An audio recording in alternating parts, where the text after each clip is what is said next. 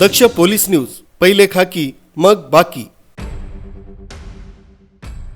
मनमाडसह परिसरात पावसानं डोळे वटारल्यानं बळीराजा हवालदिल झालाय. सुरुवातीचा दमदार पाऊस झाल्यानंतर मात्र 3 आठवडे उलटले गेले तरी पावसाचा एक थेंबही न पडल्यानं खरीपाच्या पेरण्या खोळंबल्या आहेत.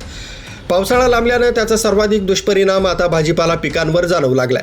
मनमाडसह चांदवडच्या पूर्व भागात शेतकऱ्यांनी पावसाच्या भरवशावर आणि आहे त्या विहिरींच्या पाण्यावर मल्चिंग पेपर मोठ्या प्रमाणावर टोमॅटोची लागवड केली आहे. मात्र वाढत्या उष्णतेमुळे पेपर गरम होऊन त्याखालील रोपं करपू लागल्यानं आता शेतकरी रोपं वाचवण्यासाठी हातानं पाणी देण्याची वेळ शेतकऱ्यांवर आली आहे. विहिरींनीही तळ गाठल्यानं शेतकरी हवालदिल होऊन आकाशाकडे डोळे लावून बसलाय. पाऊस असाच लांबला तरी गंभीर परिस्थिती निर्माण होण्याची शक्यता वर्तवली जाते. 10 तारखेला लागण केली होती टमाट्याची पावसाच्या भरोश्यावरती, पण पाणी पण एक परस पाणी होतं, आता ते पण संपत आलंय.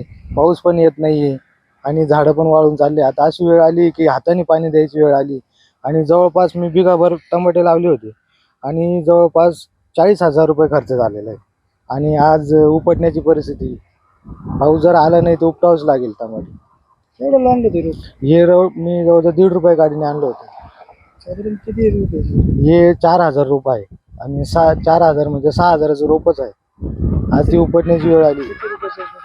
6,000. न्यूज ब्युरो, दक्ष पोलीस न्यूज, मनमाड.